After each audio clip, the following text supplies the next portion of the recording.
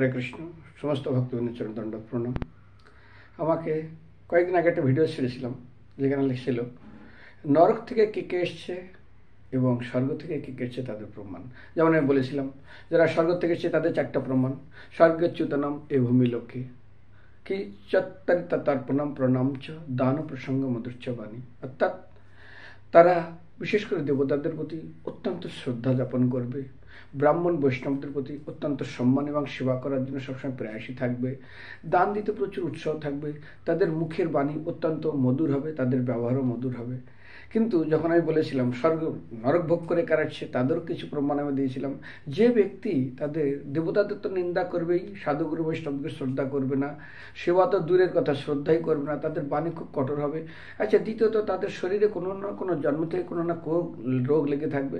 এরকম বেশ কিছু আমি বলেছিলাম। কিন্তু বিশেষ করে তারা অত্যন্ত আপনজনদের সঙ্গে শত্রুতা করবে, বিশেষ করে বাবা মার সঙ্গে ঝগড়া করবে। এগুলো হচ্ছে কী হলো বলেছিলাম যারা নরক থেকে এসছে তাদের পরিচয়।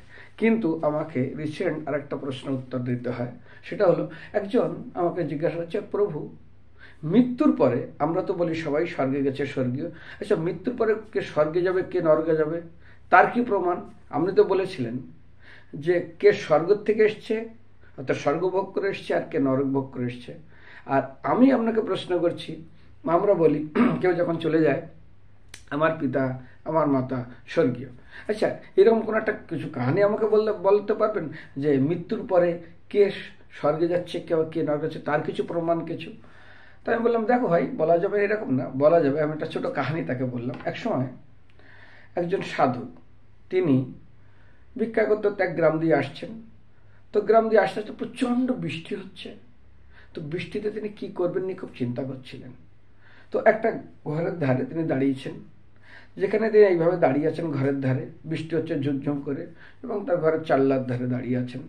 হঠাৎ বৃষ্টি কম হয়েছে কিন্তু কমেনি, হঠাৎ একটা মৃতদেহ ঠিক শ্মশানের দিকে যাচ্ছে হরিবোল হরিবোল বলতে বলতে। তো ভিতর থেকে একজন মালিকিনী অর্থাৎ সে বলছে, এই দেখো দেখো তো, একজন তার দাসীকে বলছে, দেখো দেখো তো এই কোথায়, এই মৃত্যুর পরে কোথায় গেল, এ স্বর্গে গেল না নরকে গেল? সাধু বলছে, এই মহিলা ভিতর থেকে তার দাসীকে বলছে স্বর্গে গেল না নরকে গেল, ইয়ে কি করে জানবে?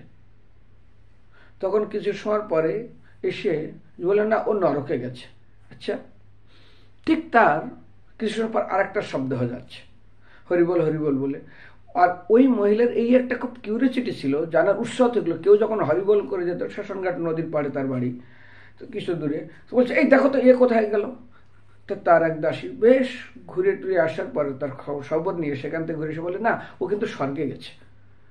তখন এই যে সাধু মহাত্মা তিনি এই ঘরের ভিতরে প্রবেশ করে এলেন এবং সেই মহিলাকে মা বলে সম্বোধন করলেন, মা আমি এত বছর ধরে সাধন ভজন করছি, এত বছর ধরে আমি ভগবানের নাম করছি, এত সুন্দর তপস্যা করছি, আচ্ছা তুমি কি করে জানতে পারলে এই লোকটা মৃত্যুর পরে নরকে গেল না এই লোকটা মৃত্যুর পর স্বর্গে গেল? এমন কি বিদ্যা তোমার জানা আছে মা যার জন্য তুমি এটা বলতে পারলে?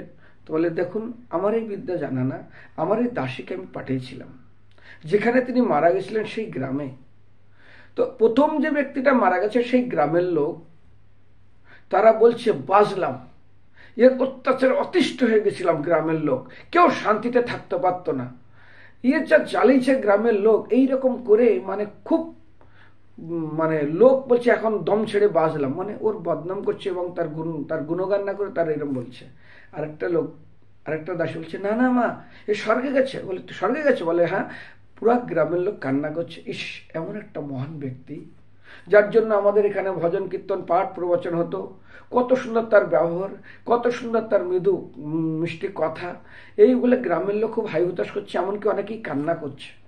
আমরা এক বিশাল বড় লস করলাম, এমন এক ব্যক্তিকে আমরা হারালাম, আমরা কোটি টাকা দিয়ে এরকম ব্যক্তিকে পাবো, কোটি লোকের ভিতরে এই লোকটিকে পাবো।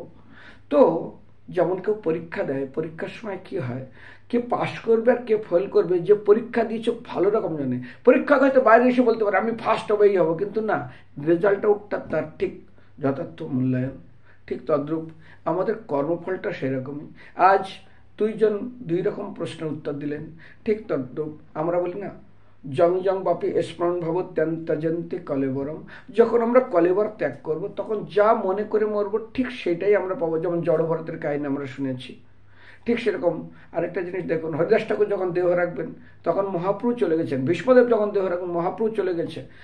চিন্তা করুন, গজরাজের কাছে মহাপ্রভু চলে গেছে, শবরীর কাছে মহাপ্রভু চলে গেছে, সুতদেবের কাছে কৃষ্ণ চলে গেছে, বহুলস্য রাজার কাছে চলে গেছে। অর্থাৎ উদ্দেশ্য হলো এটাই যে আপনি স্বর্গে যাবেন না নরকে যাবেন সেটা আপনারই কর্তব্য। এই জন্য আজ গ্রামের লোক একজনের মাথা খুব শান্তিতে তারা আফসোস করছে, কান্না করছে, আর একজনের গেছে শান্তি, এখন একটু শান্তিতে থাকতে পারবো। এটাই হলো প্রমাণ যে আপনি স্বর্গে যাবেন না নরকে যাবেন। এবারে যদি আপনি শাস্ত্রের প্রমাণ নিতে চান আপনি মৃত্যুর পর স্বর্গে যাবেন না নরকে যাবেন, তার ঠিক পরের ভলিউমটা আপনি দেখলে বুঝতে পারবেন। হরে কৃষ্ণ।